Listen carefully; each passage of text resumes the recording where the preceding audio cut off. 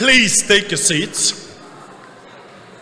And we are ready to start. Yes, so that's the slide. I would just like to tell you how happy I am to see all of you, living persons, real faces instead of pixels on the screen. That was 2.5 years ago when we met last time. That was in Vilnius, so how time flies. And now you are all here. Welcome to Tartu, dear friends. The virus is over, at least for the time being. And that's a good time to get together and really meet each other and continue this our collaboration, which has lasted for several years already. So we could really be happy in this spring for this possibility to do everything again like we're used to, meet people, socialize and do the things.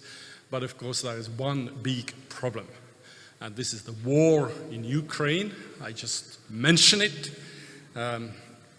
This is the picture from journal Nature a couple of weeks ago. Probably many of you could see that. This is the building of the Kharkiv National University in Kharkiv, which was bombed by the troops of the Russian Federation. And I think for me, on this picture, this is the symbol, the essence of this war, what it is all about. It's all about destroying education, destroying enlightenment, destroying humanity, destroying civilization. So we have to do everything what we can to stop this war in Ukraine. What we can do, at least, is we can make better versions of ourselves as human beings, as scientists, teachers, administrators, as universities. And this is exactly what this network is all about. We take the best experiences from each other, we analyze how we have been working, what we can do better, we discuss the things, and we make ourselves better. We become better as persons, teachers, scientists, as universities. And in the end of the day, I'm absolutely positive that when this madness will end in Ukraine, we can give our hand to our colleagues, to Ukraine, to the Ukrainian universities, and together we will help them to build their country, their education, their universities up and to become even better than they were. So that's what we do here for ourselves and for our friends. I'm absolutely delighted to give the floor for opening the meeting to the rector of our university, professor of neurosurgery, Toomas. Please, rector.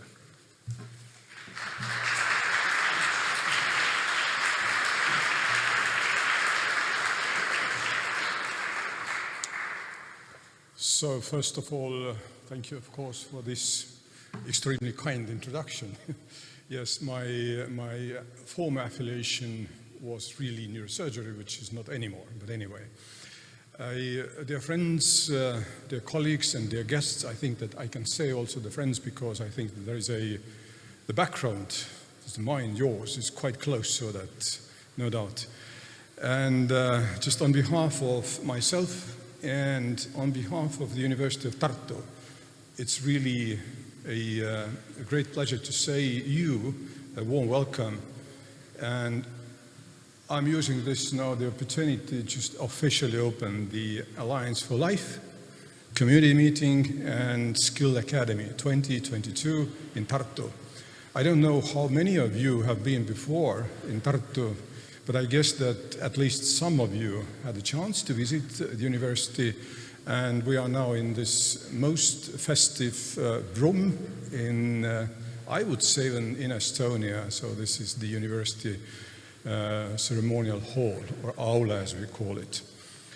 So I was looking at your alliance slightly a bit also about the history of the previous meetings. And as I understand, the project has launched to improve its members' skills in order to achieve the progress and contribute to closing health and research and innovation divide in the EU. And the goal is to close the research and innovation gap between the so-called new and the old EU countries in the field of health and also in life sciences. And I think this is something that me, being a part of the, for example, the guild network is one of the key topics. And so I think that we are discussing the same issues in many alliances, and hopefully your contribution is really, really absolutely needed. But one way to achieve the goal is to increase the efficiency. And of course we can, and I think that we must, streamline our managerial processes, cut red tape, and shed excessive research bureaucracy in order to do more with fewer resources, in theory at least. But however, in order to do this, someone, I think, or we think that these are the researchers. So first, they have to bring home the academic bacon. That is to say, convince funding agencies, national or international, that he or she is worth of research grant. But this requires special skills. And today's science is very competitive, and it is increasingly so. To be successful, one has to stand out in the competition. And scientists must not only have a deep knowledge on his or also in her field of research, but he or she also needs to be a good presenter, or I should rather say a edutainer, and inspiring leader, an accomplished accountant, auditor, and so what. I think that there's a long list of different duties that we have to fulfill. And alongside professional self-development, it is therefore absolutely critical to learn a range of so-called soft skills, preferably as early, at least earlier in one's career track.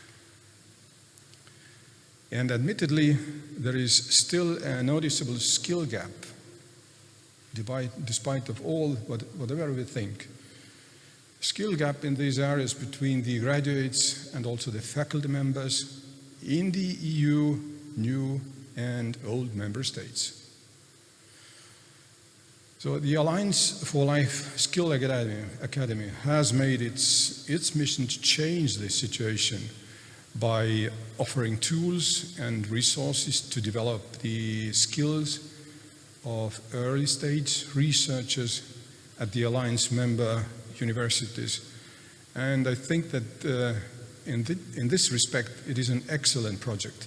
I'm hopeful, first of all, I'm absolutely convinced that you will have, or you already had, some positive results, but I think that they will come as soon as possible, and so I'm following. So in these coming days, as Toivo just said, I think this is something new, but we are also exploring or re-exploring again also at the university level, so to meet again, and so physically, I don't mean the virtual or blended versions of all this communication. But in these coming days, you will have an opportunity to hear some of the best experts of intellectual property rights, probably university business cooperation, research, commercialization. So all these aspects are absolutely crucial also for us. So we are thinking about that and actually trying to rearrange also our management system to underline all these components. The science communication, research ethics, as well as an insider look of the new era and research assessment reform. So all these components, I think that it will be a topic for you in these coming days. So I would like to thank all the organizers. I think that there is a number of people behind who managed to organize the meeting, physical meeting, just to underline once more, and also the speakers and session chairs for this opportunity to meet you in Tartu. So, and I wish you fruitful meetings and inspiring workshops. So thank you for your attention and all the best. So enjoy your stay in Tartu.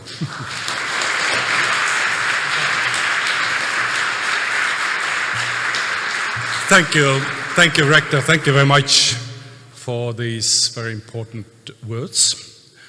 This is not only a physical meeting. You see a lot of cameras around, and tomorrow over the conference there will be plenty of cameras as well. This is actually a hybrid conference. So I also, of course, warmly welcome all those people on the other side of the screens, and they are very welcome as well. I just hope that at our next meeting, which will be hopefully in Bulgaria in the autumn, we really can everybody be present without any Zooms or Teams or whatever it is right now. Now we'll go on with our plenary session, and I'm really thankful to Professor Margit Sutrop. Margit is the director of our University Ethics Center, which is Interfaculty Center for Ethics, professor of practical philosophy, and she is also member of Estonian Parliament right now. So thank you, Margit, very much for coming here, indeed, from all my heart. And her title will be How to Promote Research Integrity and talking about Estonian experience. Please, Margit.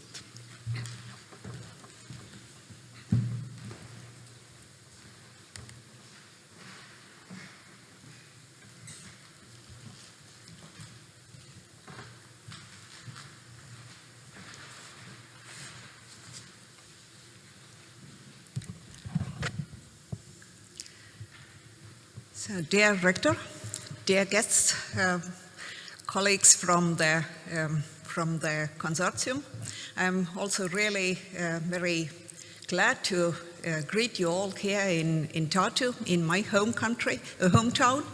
And I am also very thankful to the organizer of this meeting, Professor Toivo Maimets, my good colleague, and who has asked me to share our experience of setting up a sort of research integrity framework. As you know, also Ethics Center is a consortium partner and is helping to promote and share the experiences and also change experiences in this project. So my today's lecture, since I am a philosopher from a background, I start from a sort of asking also what is meant by research integrity. What is the concept? Because it's not always very clear what this concept means. I must say that it was difficult to translate it into Estonian. There is not a very good equivalent for that. It may well be that it's also the same in other languages, that you are just using some foreign words, and what is exactly integrity? Is it the same as ethics, or is it actually honesty, or some kind of other value? Is something that is discussable. So I try to give my view of what is meant by research integrity, then I am sharing my experience, how can research integrity be promoted from one of the other EU projects that actually helped Tartu University and the whole Estonia very much to set up or write the code for research integrity for Estonian scientists. It was called Printiga, Promoting Research Integrity in Europe, and it was a 4-year project led by the University of Nijmegen. And then our Estonian experiments, what can be the lessons learned? So starting from why is it at all important? It seems to be self-evident, but perhaps just to start from the thought that it is not something separate from excellent science. And why not? I mean, sometimes when I'm discussing it with my PhD students, we are also having even cases like, can you be a good scientist when you are a bad person? When you're beating your wife at home, or when you're an alcoholic, or, I mean, is this possible, that you are dishonest in a personal life, but honest in a lab, for example? And I must say there is quite an interesting discussion always when we raise this question, and I am really regretting that it's not a seminar to ask about your views on this, but perhaps you can discuss it later on. But I think I am trying to show in my lecture that it is not possible to separate yourself in just different personalities, and one day, actually, even if you try to separate your personal life and your professional life, it comes all together, because integrity is about coherence of values, about actually living upon the values, and not only just following the rules or doing things where you avoid to be caught at some bad actions. It is about yourself, it is about your personality, and it must be some kind of holistic approach. The other thing is that science is a collaborative endeavor, and it is based on trust. It is based on trust between different scientists, because you never will be able to check all the results of other scientists. You have to rely on what the other scientists have already written or what kind of results they have got. And when they were cheating, you actually rely on their false results, and you will be misled in a certain way. And in the same way, actually, it is based on the trust of the public. Because if the public thinks that you are misusing the funds, or you do just like mistreat your research subjects, the subjects will not come to your research anymore, or the state will not give you any funding. So it means that trust is a very basic thing, and in order to earn this trust, you have to behave honestly. So it's not about ticking the right box or meeting the demands that some stupid ethicists have told you to follow. It is about essentially what science is about. It is about actually trustful and honest actions. And research misconduct is damaging to science, but also to individuals and society, because if the research results are not honest results, I mean, the bridges will break, or the food that is produced will be poisonous, or people will just not understand what is going on. Even in humanities and social sciences, when you don't understand why one state is actually becoming violent, and why is there an info war actually against people, and why they are not actually understanding what is going on in the democracies. I think it is basically also the role of the social scientists to make people understand how people's minds work. How is communication working? How is miscommunication? What are fake news? And how can it be possible that people are not believing the truth? It was during the COVID-19, I think for many, many scientists, the case that people wanted to understand how is it possible that people just don't rely on scientists. Why don't they vaccinate themselves? Why do they just like clever people themselves claiming that you have to you have to think critically, and then they just tell you that don't vaccinate yourself. I mean, this is poisonous. It will be something dreadful to your body. So these are all these kind of things that research misconduct or some kind of fake or false knowledge is damaging to the individuals. Now, quickly to the conceptual analysis. I must confess, there is a lack of clarity with terminology. There is one possibility that there is what is mixed up is research integrity and scientific integrity, whereas we know that research and science are different things, science being more broad and involving the current research, but also the previous research. So also integrity must be different. Then there is a big question how research ethics and research integrity relate to each other.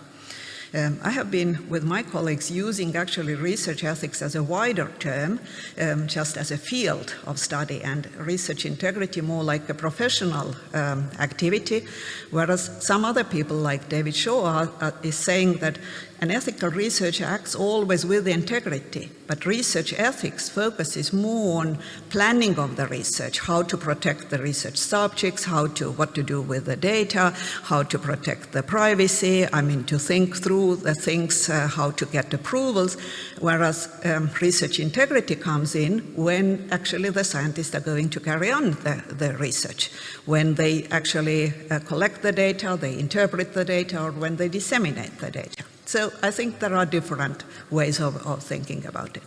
Then research integrity does not, to my mind, consist simply in avoiding misconduct. This is already what I said, that very often people think that it is like a coin with two sides. One side is research integrity and the other is research misconduct. I don't think this is the case, because research misconduct is just like you actually do not follow the rules. You do bad things, you do some kind of damage, whereas actually you can also do good things without any integrity. You do it just because you are afraid of punishment or just because you want to meet the rules, but your own values are actually not behind it. So I think research integrity is more aspirational. It is about actually answering the question what it means to be a good scientist, who I want to be, why I want to be a good scientist, and what does it mean for me, and then living upon this my own understanding. The concept of research integrity, as I said, is a difficult word, perhaps because it comes from a Latin word, and it actually means wholeness or unimpaired condition, or sometimes they say it even purity. So it means that there is some kind of wholeness that can be damaged or that can be harmed. And on the other hand, the level of attitudes and level of action, the philosopher Bernard Williams has brought me to also this kind of thought that there may be a difference between attitudes and actions. I mean, you may have attitudes and you don't act upon them for several reasons, because your institution is actually not giving you career possibilities when you do like this. There may be even corrupt institutions who actually promote unethical behavior. And you, as a personality, you feel very badly in this organization, but you just follow the rules. And these kind of bad habits may be something that you really have to cope with. And then level of action, living up to these values. So it means that you really do what you believe in. Then research misconduct. I mean, there are also different concepts or different understandings. There is one that is coming from the American Medical Association, saying that the core of research misconduct, already in the 70s, the American Association of Medical Association said that it's fabrication, falsification, and plagiarism, so FFP. Basically, this is the core. And on the other hand, there are now, today, more and more talks that this is not enough. because the questionable research practices, or as ALEA code, it's the European Academies Code that was recently renewed, is saying that it's not questionable, but it's bad practices or intolerated, the practices that should be avoided, is that it may be also personal misconduct, like intimidation of students or harassment or some kind of discrimination. There are quite a lot of things that relate actually also to bad data management or bad research practices, publication-related misconduct. It's not only plagiarism, it may be also the authorship, actually. Who becomes an author? Is it a guest author who just gets it for some kind of privilege or some kind of benefit? Or actually somebody will be excluded because he or she has not been accepted by the team. There is also a big field of conflict of interest that actually for our country has become more and more important to deal with this kind of things. So there may be different things. Then about concept, it is a question, which property is it? Because it may be research integrity sometimes is about research findings, or it may be about individual researchers, or it may be even a property that belongs to the research institution. They are in some sense all related, but when we are talking about it, we must be aware what we are talking about. And I must say that I have a feeling from my research on these research integrity topics since 5-6 years is that at the moment, I think there is a more and more common understanding that it starts from not only the individual researchers, but it starts from research institutions, that organizations play a very big role, that they have to secure the conditions, they have to promote culture of integrity and enable their individual researchers to live upon the values that have been shared or that have been communicated. And then the research findings will have this research integrity. So this is like more a product. The Singapore statement is speaking about research findings as a research integrity, but I think it is something that is actually a result and not something that we basically have to concentrate on. Now the second question, how to promote researcher integrity? Because we can start from researcher. It is education and training. There is knowledge of norms and values, skills of moral deliberation, ability to reflect on the practice and setting good examples. I think in medical ethics there is a saying, ethics at the bedside. And I think it is the same can actually be said about research integrity, that it is ethics at the lab or ethics in the group or where you just actually follow the examples that you have seen. And it counts more than the words that your supervisor or professor is saying. And what is also recently very much talked about is that there is some kind of pressure of some various pressures and temptations that may lead to misconduct, starting from multiple duties that people are having and having less time for your students or less time for your research because you are just getting your money from the projects or doing the research and just forgetting about teaching. These may be in itself not unethical situations, but they may lead to ignoring some of the duties that you're having. And then the question is actually, it's not even only the institution, it's the question also of the system, of the science system, what the country itself is saying or what Europe is saying, what is evaluated actually. I mean, is there any kind of understanding that teaching is important or supervision is important? We had one plagiarism case in our university where the student of the MA thesis had plagiarized, and I was a member of the rectorate at that time, time, and we had a discussion whether actually the supervisor is really responsible for it. And I must say there was a discussion. Not everybody was convinced, because people were saying it's an individual work, the person has to be responsible. But if the others saying that if the supervisor has not been able to teach how to do good science, what it means not to plagiarize, how to be honest, it's also part of his or her responsibility. And this kind of question, how we actually then react, is there a punishment only to the MA student, or is there something that also the supervisor or the whole department has to learn from this? This is, I think, a question that is going on.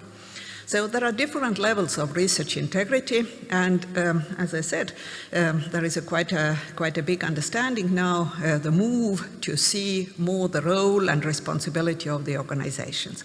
I have two quotations here from an article where I am also a co-author, and this is the outcome of our Print-Eager project, which has been now quite a lot already quoted, the Bonn Print-Eager statement. And I think it is quoted because it gives guidance for research performing organizations. It is rare. It's mostly that people are saying what the single scientist should do, but what is the responsibility of the organizations, how the leaders in the organizations have to be actually preparing to this, because when we were in Estonia in 2016, starting together with the Estonian Science Foundation, actually to prepare the Estonian code for research integrity, then we gathered all the vice rectors for research from different universities. And they all said that they are very afraid that there will be misconduct cases and they don't know what to do with it. Even worse when it comes from some kind of European project, that they have a big responsibility, but they don't know how to handle these cases, what to do, and therefore their interest was great. It was really a big interest to develop the code and to think not only about what the single scientist should do, but what are the responsibilities of different levels of leaders in institutions, how to set up the procedures, how to handle the misconduct cases, what to do with them, so that the procedures are in place when the cases come. Estonia has been lucky not to have any big misconduct cases. On the other hand, they said, okay, we have had a bad situation because it has not even promoted us to work out these procedures, because there has not been anything. But it can't be that there is nothing. Something may be coming, and then you have to be prepared. So from this kind of project we started, and I just give some kind of ideas what is this statement saying. Of course, it starts from informing everybody what is responsible research conduct. But it's not only informing, it's about discussing it, because different fields of study, different countries may have different understandings. When we were writing our code, it came out that what it means to be an author is very differently understood in different fields.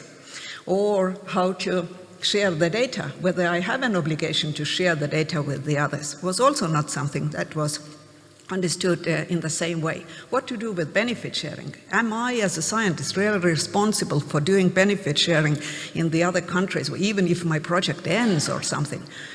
I don't want to know anything about it. Or the social scientist, psychologist saying there is not a possibility to take any informed consent because the people will then behave differently.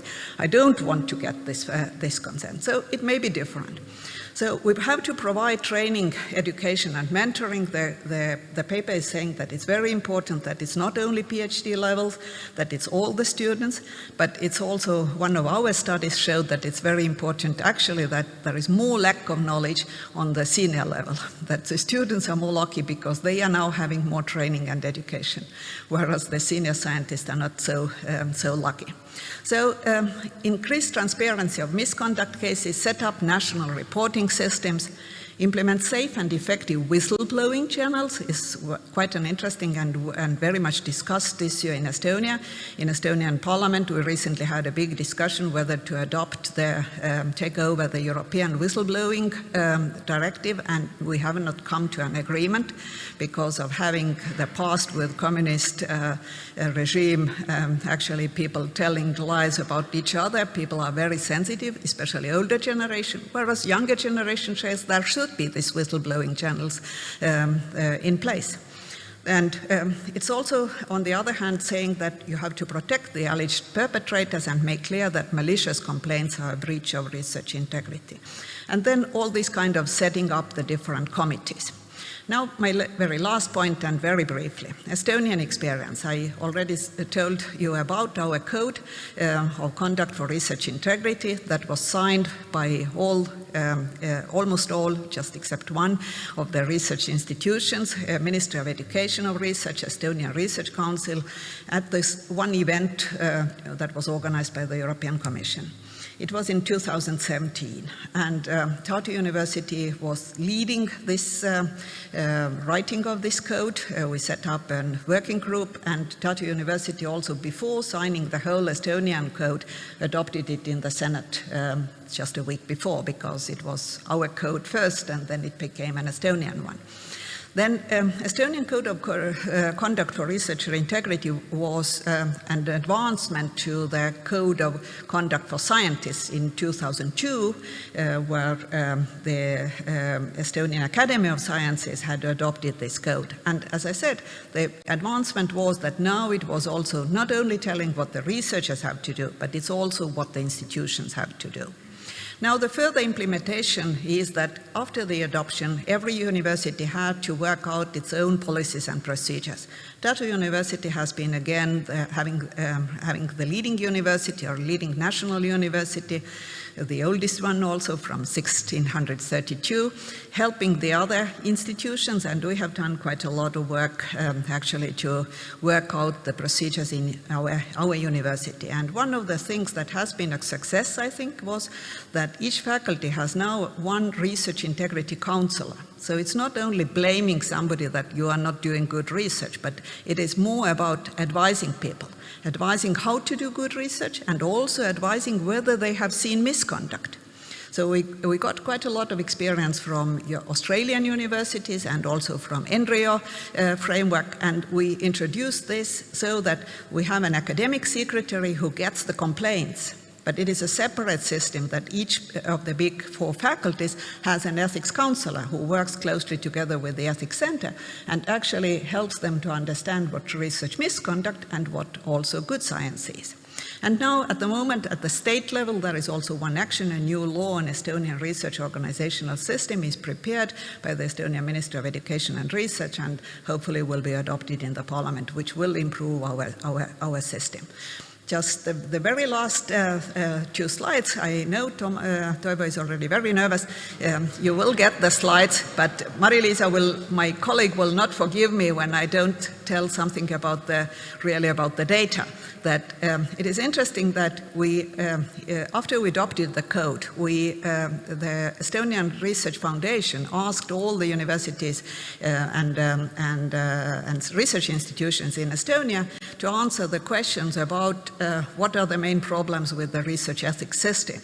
And you just look at the very first scheme, where it is saying that there is a lack of training in research integrity in universities and higher education. Even if we have set up the courses, and we have done a lot, I must say we are far from being ideal. And it's interesting that this yellow shows that these are research or teaching. These are people, actually not students. The blue one is students. 31% say that they lack training, but it's mainly the staff who is lacking the training. And then the very last thing, I will leave it just to have a look, because this is also interesting, that self-assessment of research institutions on ethical and professional aspects, how the research institutions are themselves reporting the level of implementation. And you see, this is also, in some cases, very low. So we have also ourselves quite a long way to go, and we are very happy to be together with you in this project and share our experience, but also hope to learn from you, because we think that these research performing institutions themselves should see first the advantages. The research funding institutions should support the initiative, and we always have to start from the concrete cases. Drafting the code is a possibility to bring out differences and change the culture. So thank you very much for your attention, and I would like to also thank my colleagues for preparing these slides. Thank you.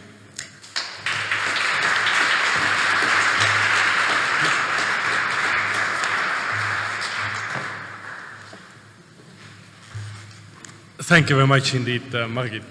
This topic of research integrity is definitely one of our important topics during this network. And I'm so sorry because of the time pressure and because people are hungry already. But I have to move on, but we will come back to those research integrity issues tomorrow and the day after tomorrow, without any doubt. Our next speaker will hopefully appear on the screen. Yes. Our next speaker is Silvia Bottaro, and she's legal officer on open science at the European Commission. Welcome, Silvia. It's so nice to see you here, and I'm so sorry you can't be with us this time, but we're looking forward to the next one. And Silvia will speak about another very important topic for us, which is the research assessment reform and the new era. Please, Silvia. Thank you very much, Toivo, and I hope you can hear me well. Seems so.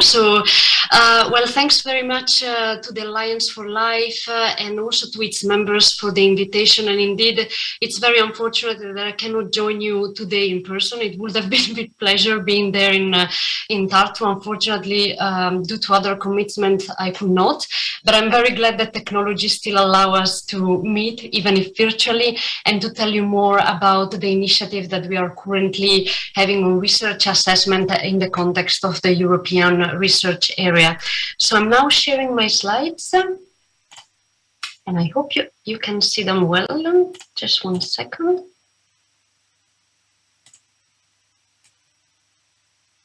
Yes. So let me first introduce this topic by saying and reminding that actually last year in November, the member states and so the Council of the European Union agreed on a pact for research and innovation in Europe. And this is really an important milestone and document, because actually the pact for research and innovation includes the values and principles for research and innovation that actually are solid as a solid foundation for research and innovation in the European Union.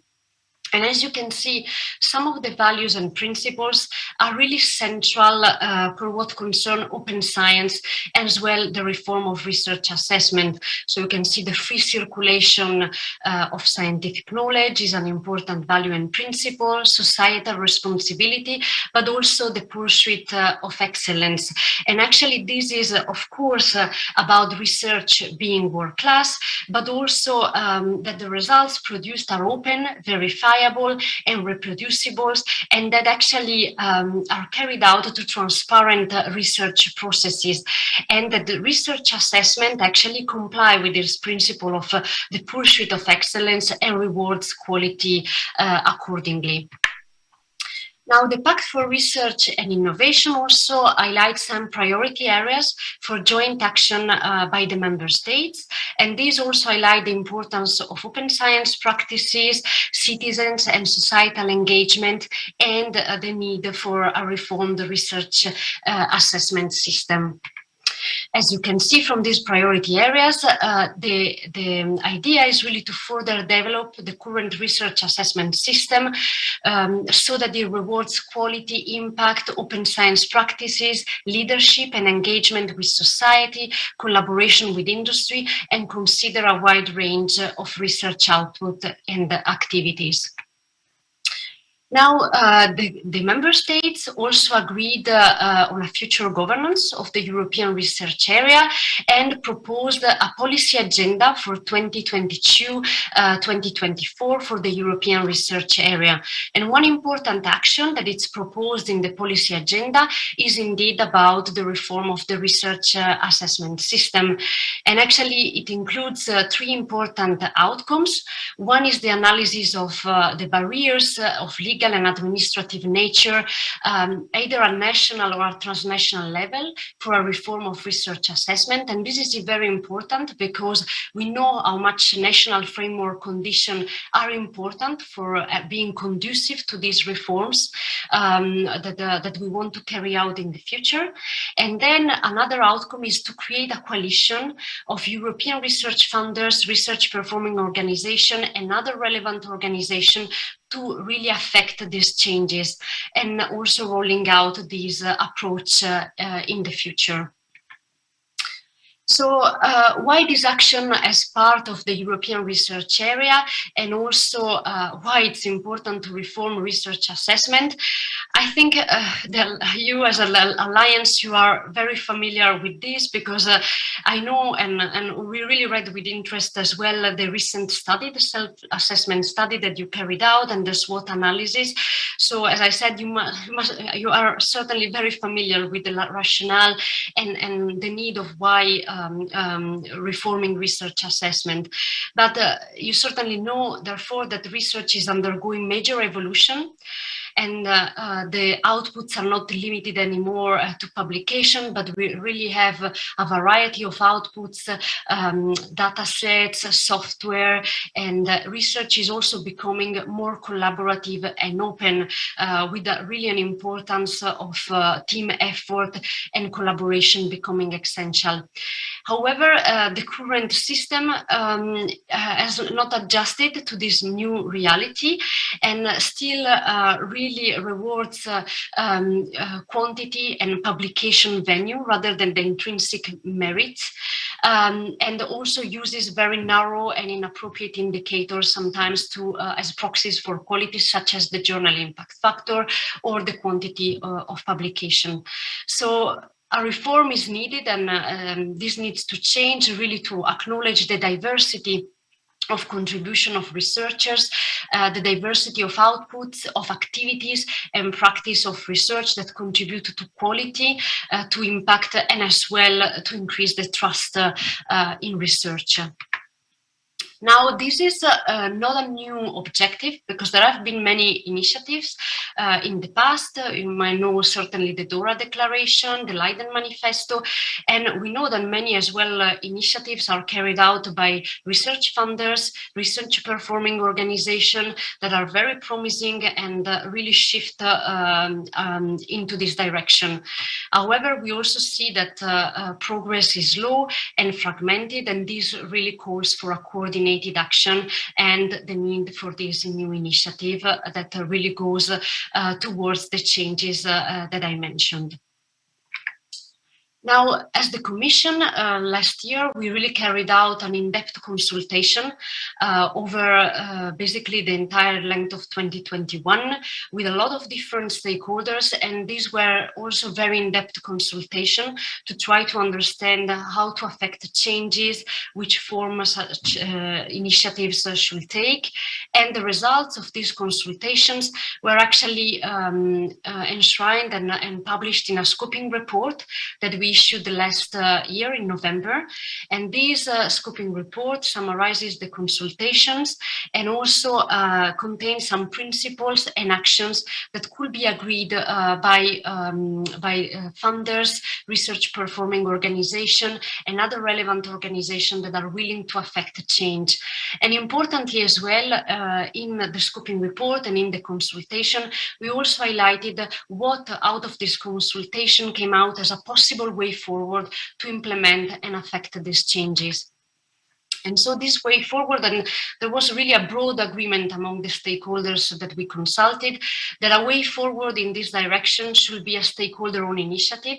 So an alliance, or if you want to call it a coalition, of those that are responsible for the assessment of research, of institution, researchers, research units, and so funders, research performing organization, including universities, national, regional assessment authorities and agencies, but also those that actually are impacted by these changes. So the researchers themselves, learned societies, and other relevant organizations.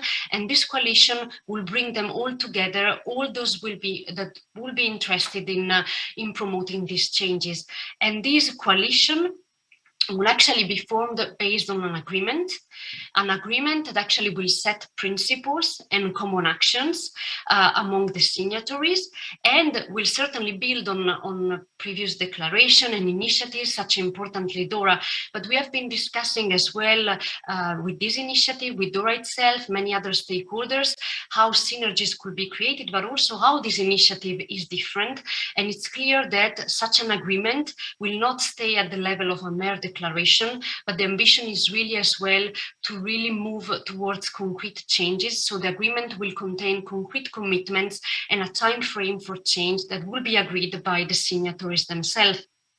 However, and this is important to mention, the consultation, how the work, and I will explain, is carried out in a second, also mentioned that such an agreement needs to be flexible enough to also adapt for many diversities that exist across countries, across disciplines, assessment types, so that such a flexibility needs also to be taken into account and allowed for in the agreement.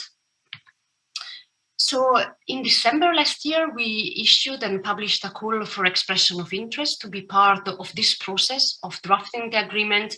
And actually, we were really pleased by seeing the interest of many organizations. As of early this week, we have already over 300 organizations from 35 countries, and also international organizations, so not only Europe-wise, who have really declared interest in being part of this process and of being engaged in drafting such an agreement. And as you can see, this really involves a wide variety of stakeholders that we really think are critical for this initiative being successful. And such a call remain open. So actually, we said that this remain open at any moment for further organization to join this process and being part in the future as well of the coalition. In January, we also started the process of drafting the agreement on reforming research assessment. And in this slide, you can really see how the process is articulated and the different actors involved. So the first was to establish a drafting team, because as you can understand, it was not possible to have 300 organizations all writing at the same time the agreement. We had to establish a process for that. And so the process of drafting is led by a drafting team, which is composed by the European University Association and Science Europe, respectively representing European universities and funders. And also we have in this group, in the drafting team, Dr. Karen Stroban. So she's an individual researcher with experience on research, and she's actually contributing in her individual capacity and holding the pen for the agreement drafting. However, the drafting team is not working in isolation. Actually, it's working together with a core group, and this core group is composed of 20 members representing the wide research communities. So in the core group, we have organizations like, for example, LERU, ALEA, European Academies, ULife, and funders and individual as well researchers. So to make sure to cover the wide variety of the research community. And the core group works with the drafting team and has been providing in the past months feedback on the evolving drafts of the agreement. Next to the core group, as I said, we have over 300 organizations who expressed interest in being part of this process, and also these organizations are and will be actively involved in the drafting of the agreement. So there was a first stakeholder assembly meeting which took place on the 3rd of March. Just before Easter, we launched as well a consultation consulting the coalition members on the agreement draft, and we will have another stakeholder assembly meeting on the 19th of May to continue the dialogue and the drafting process. And I know that the Alliance for Life so far has been really active because, well, of course, you are a signatory of the call for expression of interest, but also you are actively contributed as well to the consultation on the draft agreement, and I'm sure we will see you as well actively involved in the next stakeholder assembly. Then you see as well in this schematic chart that member states representatives also have a role. And in the consultations, this was really importantly highlighted to us, as I was saying, the importance of national framework conditions that are conducive to these reforms, because many highlighted universities, research performing organizations might not be able to implement the commitments, not because they are not willing to do so, but because they might be prevented to do so by national framework condition legislation that actually do not allow them to go into this direction.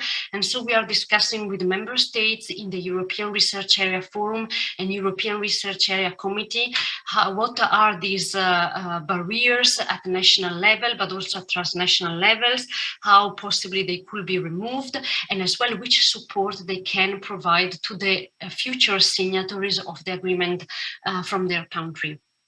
And we think that this is really important to support changes in this direction. Now, here is just summarizing what have been said, but also for your reference, because in these slides, and you will have them after, you can find the link to the core group members and the list of the actually signatories of the call for expression of interest and the over 300 organizations who declare interest to be part of this process. Now, actually looking as well at the future, and so this slide is a summary of course, what I explained, the process in the past months, and but also what is coming next.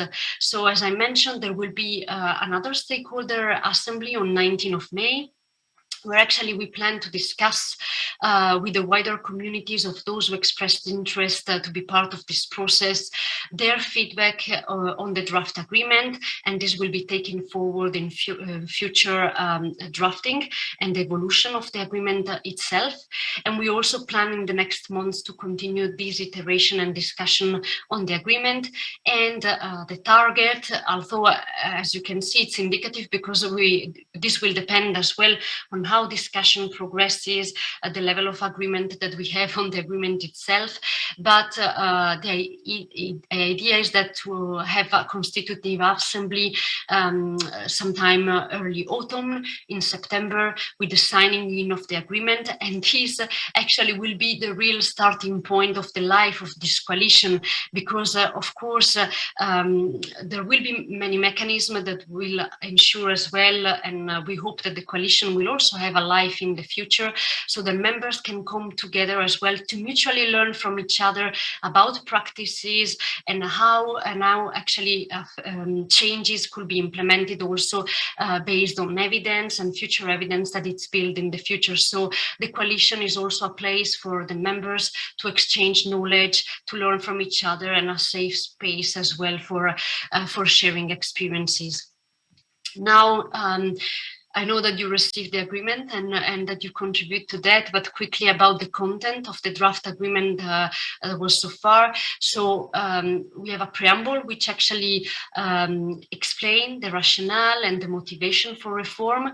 And then the agreement is structured in several parts, the core really being the commitments for change.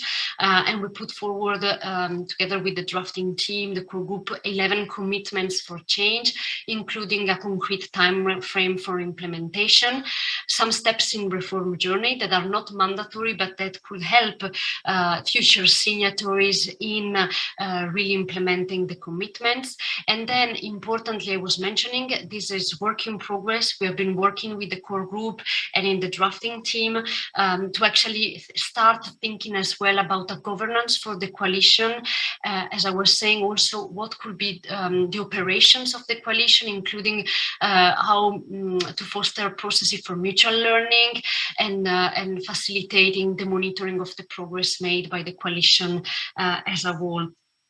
And also we expect the next draft version to be released before the stakeholder assembly. This will take into account the comments that we received during the consultation, and then the assembly meeting on 19 May will be the opportunity really to collectively all together continue to discuss again the agreement and the possible future functioning of such a coalition. Now also a bit more on the content. So in the agreement so far, you might have seen there are some that we call core commitments. There are 11 commitments, but some are, we call them core commitments because these, the first two say where actually we want to go in the future and the reform to go and the things that we need to change, commitments 3 and 4, for these changes to be effective. And then you can see the first commitment is about recognizing diversity of contribution to and career in research. The second, based research assessment, primarily on qualitative evaluation with peer review, supported by a responsible use of quantitative indicators. And then the third and fourth commitments, so what we need to change to go where we want to be in a sense. So abandon the inappropriate uses in research assessment of a journal and publication-based metrics, and in particular of journal impact factor and H index. And here I want to stress that the emphasis is very much on the inappropriate uses. Of course, we acknowledge that there might be, of course, the need to balance qualitative assessment and quantitative indicators. So the emphasis is very much on the appropriate use of indicators and really move away from indicators that we know are inappropriate for the assessment of merit, such as journal impact factor, for example, for the assessment of an individual article. And then fourth commitment, discontinue the use of international rankings of research organization in research assessment. And this commitment came very much, the rationale is very much about many in the consultation that we had and in many discussions that took place said that actually international rankings sometimes use some indicators for research that actually then trickle down in the assessment as well of individual researchers. And so as we want to prevent such contradiction and different incentives, many felt that such a commitment was important to avoid contradiction and make sure that the criteria used by such rankings doesn't trickle down in the evaluation of individual researchers themselves. So this was in a nutshell the progress with this initiative. And as I said, I think we really appreciate very much the active involvement of the Alliance for Life and really your active contribution so far. And we are really eager to have you even more involved in the future. And hopefully also the 19th of May will be another opportunity to do so. Thank you. Thank you, Silvia, very much for being with us and covering this research assessment topic, which has been a very important topic for this alliance since the beginning. We've been thinking about that, we've been working towards that, and as you mentioned, we are officially part of this agreement process, and I hope we will discuss the things tomorrow and the day after tomorrow, and I'm sure we will give important contribution to this process as well. Thank you very much once again. Thank you. Bye. Thank you to you again for the invitation, and really look forward to work together with you. And now we are back here in Tartu, and now there will be a man whom I don't have to introduce, longly at least. And this is the main engine, one of the most important engines behind all this alliance. This is Jiří Nantl, of course. Jiří is our chair of Alliance for Life, and Jiří is director of CETEC, which stands for Central European Institute of Technology, from Masaryk University. And of course, Jiří will tell us what is actually important. Jiří, please.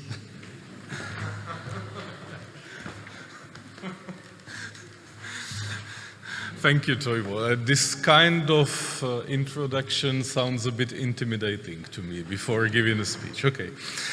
Good evening. I would like to thank, and I believe I can do that on behalf of all of us, to Toivo and people here in Tartu for organizing this event, to the rector for giving us this beautiful venue.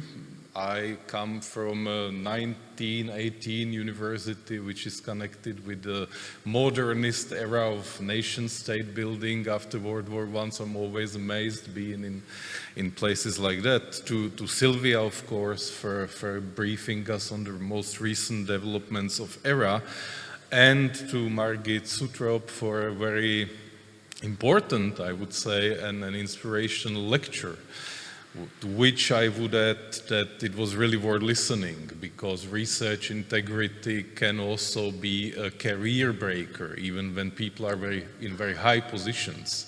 And we have a recent example from our country, for an institution not involved in this alliance, where a rector had to resign because essentially of a bad data management in his lab in earlier years, before he was elected. So that was really worth listening.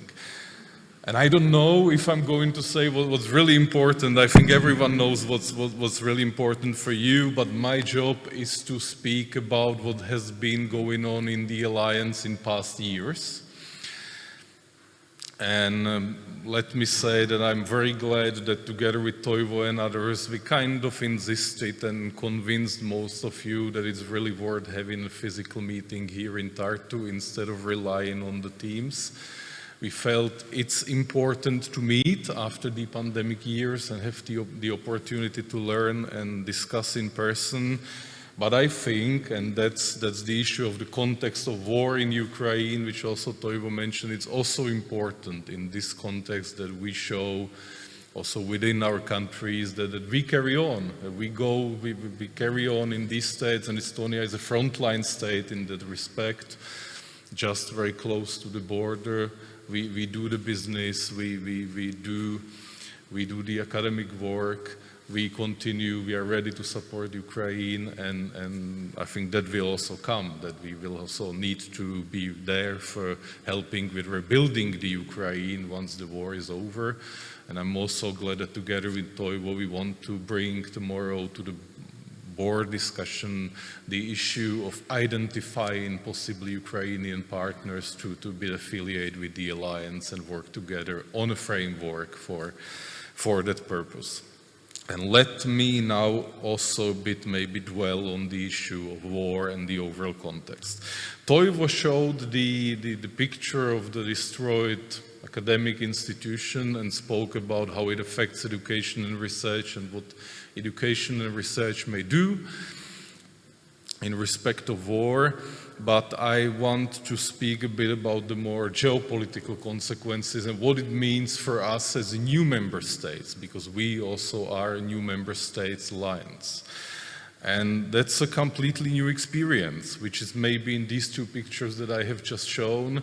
Europe is going through the experience of very horrible war, but also very great solidarity and a geopolitical shifting in the European Union, which also brings a new centrality to what we call the new member states. To me, the term new member state sounds a bit strange because we joined 2003, that's 20 years ago almost, that's nearly half of my lifetime. So I almost don't remember it, how it was joining the EU, but we still have called it new member states. But in fact, now it shows we are a very integral part of the EU. We bear a lot of the burden, also a lot of the solidarity. If I'm not wrong, Estonia is by share of GDP and against the proportion of population the biggest donor to Ukraine. I think Czech Republic nearly matches, but that's not good. And that's completely new experience. So it shifts a bit the center of gravity within Europe towards what we have called the new member states. And that will also bring a big responsibility for us. I think we could take the perspective, okay, we were right, we told you so, we told you these were the risks, but I think the responsibility in the geopolitical and military issues is that we need to contribute with our knowledge of the field, how to help. And that, I believe, is also true in other fields of policy. And it's kind of what this alliance has been doing already for years. Because the spirit of this alliance, the spirit behind this alliance was we don't want to copy what works elsewhere in a different context, but of course we learn from that. But we take our roots, we take what we have, we work with that, we want to improve it to achieve the ambitions that we have, not that someone else tells us that we should achieve this. So this has been always the spirit of the alliance, and I think it's very much in line with the spirit of nowadays. So let me remind, back to the alliance from the big politics world, that there are already 4 years behind us, and in the first 2 years we established this network, which was quite a job, and I think we all owe to the founding directors and representatives of institutions, and in particular to Zlata, who visited initially everyone and convinced you in person that we should do this. So we established the alliance, we made initial contacts. Then this was a success story, so we proposed the action plan. And we are now creating these spillover effects, and let's a bit map maybe what these spillover effects are. But let me just also remind you that our approach, like the issue of research integrity, is very holistic. So we believe in enabling great research and research improvement. We need to address very many components, not just what the researchers, who the researchers are and what material conditions maybe they have. So we speak about culture, collaborations, career support, innovations, and we try to translate this into policy, which we also recommend also to the EU. So the highlights. It's an account of a few years, so I apologize to everyone who's not going to be mentioned, because that would not meet Toivo's requirement that you get dinner tonight.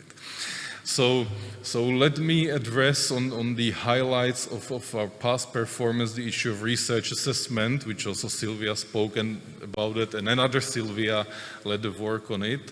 For us in our countries, this is a very pressing issue because of its connection mainly with funding and the historical methods of bean counting and factors that we all know. So there has been a lot of work done on the benchmarking studies, assessments of culture, pilot peer review evaluations, and now finally we have a draft proposal for forming that coalition of willing, which also was mentioned in the initial presentation. So very, very tangible results that we bring that may have very profound impact on the era, but also on our national systems. And of course, we have much discussed and also proved that good performance correlates with good governance and culture. In other words, as I like to put it, good science prospers in a well-administered institution and a strong institution, because you also need that material basis for that. So Silvia and her team in the focus group addressed a whole range of issues, going from how to make our administration more professional, to which I believe this alliance contributes already only by making many of you meet and learn from each other, through the HR policy, ethics and integrity, grant strategies, core facilities, communication, nowadays all important, and relations to industry. And another highlight I've selected to this is careers and training.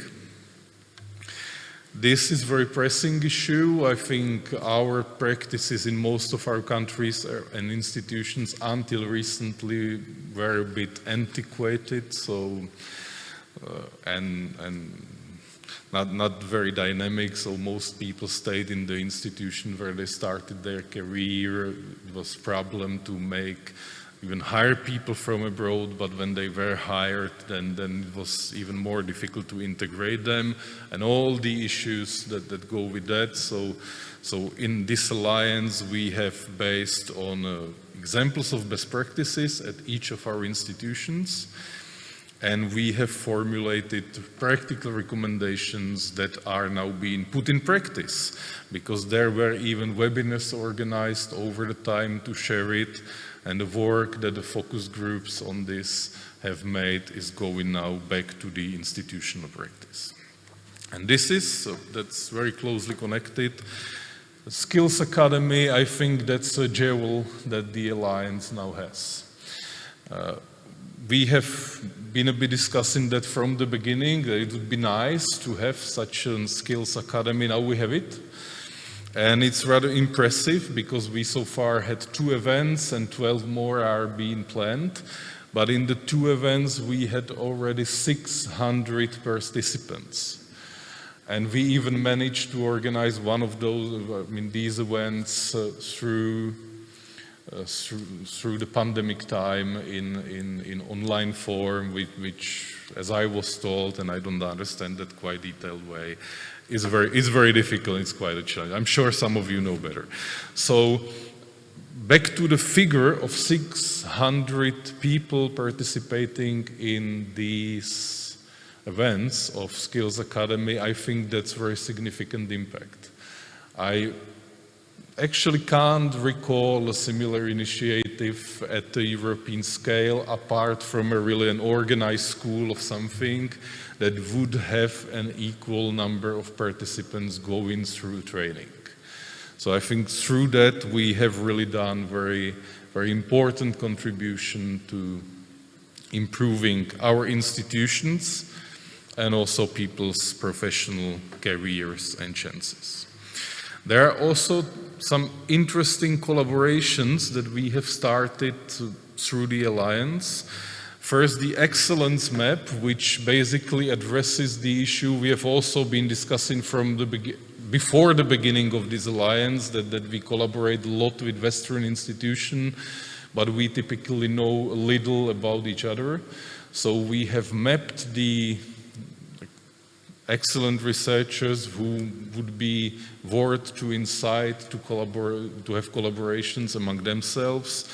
We try to support the scientific mini-conferences and put them together to translate it into grants and projects. And a similar initiative with the core facility database. So we put together, the European Union and the nation states have invested a lot into improving research infrastructure in our countries. And in many of our countries, this was an important component of operational programs under these structural funds years ago or now. And we have put together a joint database, and we have also started a grant call of this alliance to enable and support open access to these facilities under the Alliance umbrella. Again, I think it's very good for collaboration, but it's also very good for efficient use of taxpayers' money, because by that we ensure that the investment that was done by the governments and EU will be rewarded.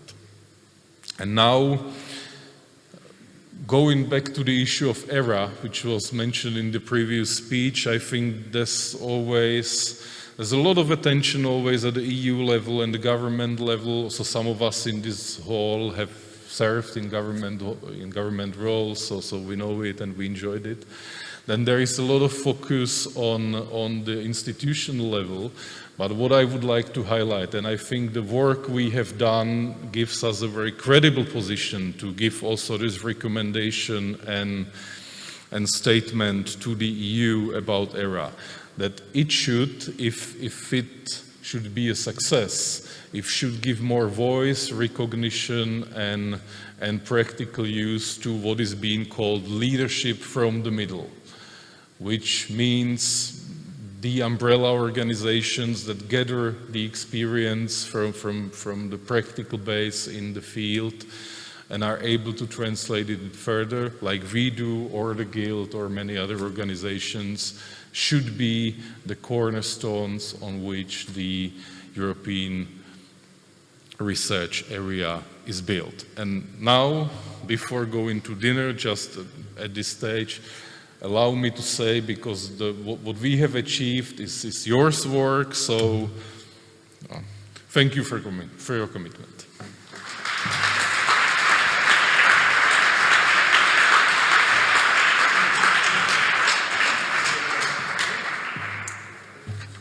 Thank you, Jiří, very much for presenting just some of our great achievements, and I'm sure the list could be much, much longer, and more names on that. And of course, thank you personally for being, as I said, the main engine behind all those achievements. And we will carry on. I don't take any questions because we will have 2 days together, and we can discuss in groups, in plenary elections, just tete-a-tete in all possible variants, and that's what the real conference is about again. Not sitting behind the screen and looking at the pixels. All the slides of those presentations will be made available, so you can follow them, and there's a lot of important material in those slides, so it's worth of looking at them. Now, as promised, we go to the dinner. This will be just next door, but just take your coats as well. We just walk maybe 50 meters from the main door, and we go there. And tomorrow morning, if you look at the program, we start, as you have understood already, 9 o'clock sharp, because we do keep timing sharp. So please be there a little bit before that. And this will be at RIA 23 at our Institute of Molecular and Cell Biology. And you will definitely find it out. And that will be another very interesting day tomorrow. So have fun and bon appetit. Thank you.